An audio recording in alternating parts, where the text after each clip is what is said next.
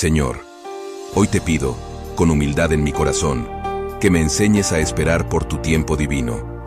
A menudo, mis anhelos y deseos me impulsan a buscar respuestas rápidas, pero reconozco que tu plan es perfecto y se desarrolla en tu tiempo soberano.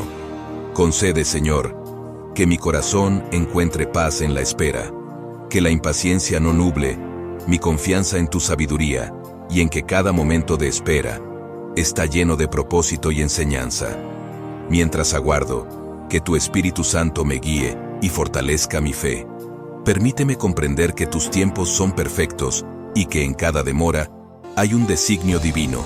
Ayúdame a aceptar tus planes con gratitud y a aprender las lecciones que la espera puede traer. Amén. Seguirnos, comentar o dar me gusta, solo le costará un clic. Para nosotros significa seguir compartiendo.